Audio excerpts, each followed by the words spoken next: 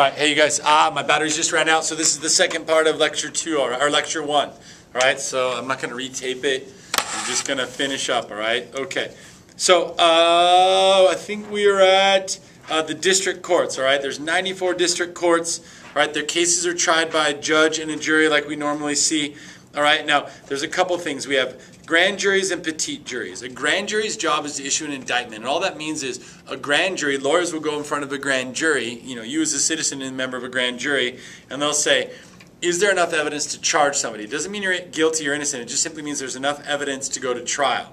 All right, that's a grand jury. A petit trial, a petit jury is literally the ones we usually know about. They decide your guilt or your innocence, okay? All right. Now again, they have original jurisdiction, all right?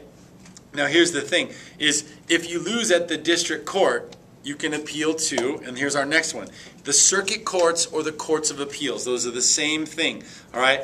There's, I think our notes say there's 12, right? But there's technically kind of 13 if we include another DC circuit, all right?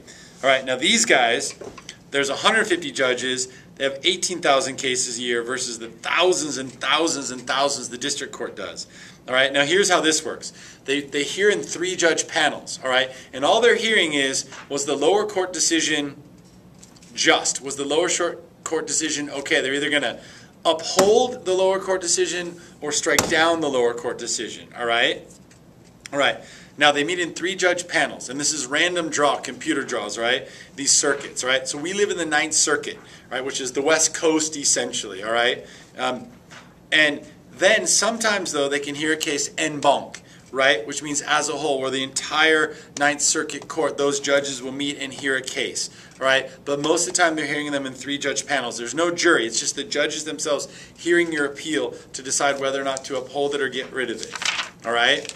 Now, they have appellate jurisdiction, which means the circuit courts or the courts of appeals, which sounds obvious, right, can only hear cases on appeal, all right, from the district courts, all right, or from like the Federal Communications Commission, any of the independent regulatory commissions. If you lose a decision by the IRCs, if they say you violated a law or the FCC fines you, you can appeal that into the district courts, all right? Now, here's the thing. The district courts can then, if you lose in the circuit court, you lose in the district court, you appeal to the circuit court. If you lose in the circuit court or the courts of appeals, same thing, you can appeal to the Supreme Court, all right? Okay, so, hey, that's it. We'll get into the Supreme Court, I believe, in next time, all right? Have a good day. I will see you next time.